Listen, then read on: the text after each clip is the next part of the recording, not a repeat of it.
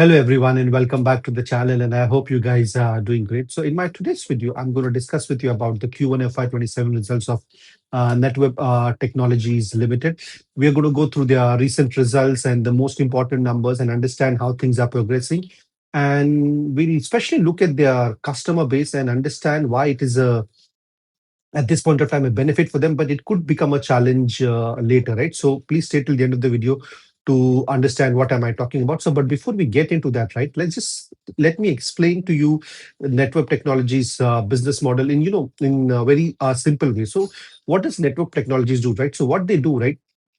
They build how to say powerful supercomputers for organizations. So that's their main business model. So if I look at it and if I tell you how do they make money, right? So obviously what they do first is they design and manufacture high performance servers and computers under their brand called as Tyron brand. And then what they do, they sell AI infrastructure, private cloud, data centers, and storage system to businesses, government, defense, whichever companies need it. Then obviously they have hardware from NVIDIA, AMD, Intel, right? So they have all these hardware which are required to make these computers, and obviously they earn additional revenue through installation, through maintenance, and yearly renewal of their services. So that is their main business model, right? So in short, if I want to summarize in one line, right? So what do you say? Netweb Technologies does, right? They buy these advanced chips from these companies like NVIDIA, AMD, Intel, and everything, right? And they build their customized AI servers and supercomputers around them, and they sell it to these businesses which requires them. At the same time, they have their own software solutions which they give it to them. So that is their whole business model. And if you look at the screen over here, right, so you can see what are the products that they offer. So first, if you see over here, they have this high performance computing system. So they make these HPC clusters for businesses. Then they have this private cloud and hyper converged infrastructure that they have. Then they have this AI system, which is one of their main revenue contributor, which includes Qubits, Skyless, FM Motion, and Tyron Spark. Then they have this high performance storage solutions, and then they have data center servers, right? So this is the main products that they offer, right? So if you look at their profit and loss and how well they did, right? So if you look from the revenue from operations, it grew by almost 172% to YOY from 301 crores, 301 crore last year to almost 820 crores this year. And if you look at their EBITDA also, it increased by almost close to 169%. And if you look at their PAT grew by almost 180% from 30 crores last year to almost 85.3 crores this year. And their EPS also grew quite well to 178% from 5.38 rupees to almost close to 15 rupees. So that is actually all the things. If you look at the parameter from the revenue, from PAT, from diluted EPS, everything, it all they did quite well. The only thing in this profit and loss statement that made me a little bit, how to say, not, I wouldn't say big concern, but slight concern is because if you see over here, right, they had this other income which almost grew by 666% from how to say 1 crores to 8.4 crores. I know it's a small amount, but yeah, that is also one of the decent contributors. So we just need to look further into detail and see what this relates to. And if you look from their order book perspective, right, as of now, their order book stands at around 2,506 crores as of 30th of June of 2026. So let's look at their, the revenue that they have earned, right? Which are the areas or which are the businesses or the products which are contributing to it. If you look at this pie chart, right?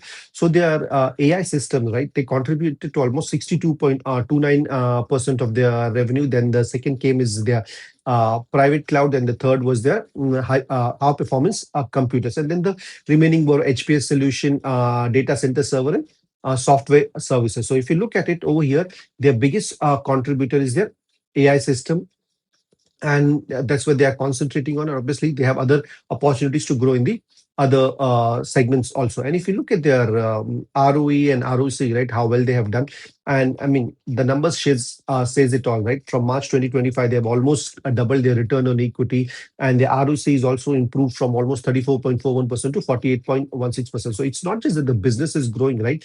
The way that they're able to utilize the finances that they have and allocate the capital, and the return on the capital which is giving also improving year on year.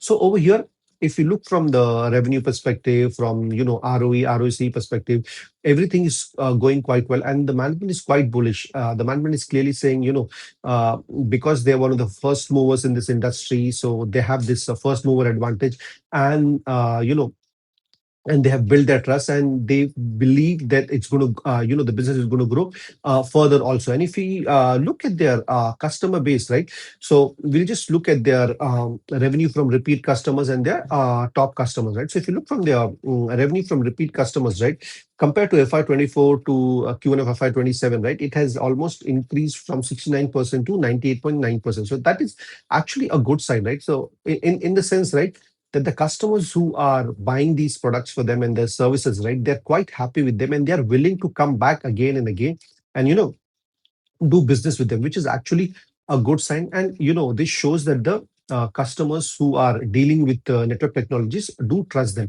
The other thing that we need to will look at is customer concentration. So over here, right, if you look at this chart at the bottom screen, right, over here it clearly it talks about the top 10 customers and top 5 customers and how much they contribute to the overall revenue.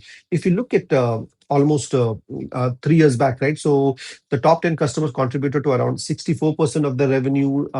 Top 5 contributed around 50% of the revenue. So the concentration was there, but not that much. But if we, go forward down the line in Q1 of FY27, right, the top 10 customers contribute to around 87% of their revenue. And if you look at the top 5, right, it contributes to 81.2% of the revenue. So we can look at two different perspectives, right? One is like, okay, they have good customers, the customers who are buying their products, especially their top 10 5 and 10 customers, especially the top 5 customers, that they're able to contribute to 81% of the revenue. And if they're able to maintain that relationship and grow that relationship, they can even earn more. But at the same time, I would say it's like a double-edged sword, right?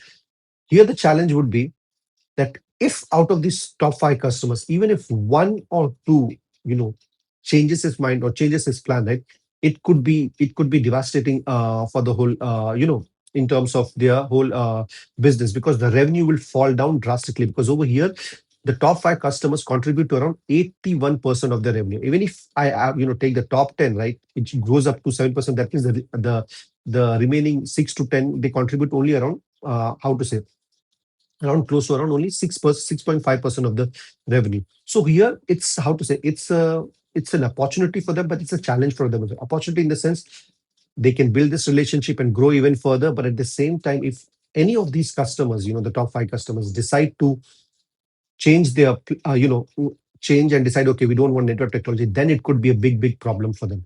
I think that is the only concern which I see from that perspective. But overall, if you like look at the business is doing quite well. They're getting contracts, the order book is quite strong. The revenue is increasing. In terms of overall, the way they allocating the capital is quite good. The ROE, the return on capital employed, everything is increasing, right?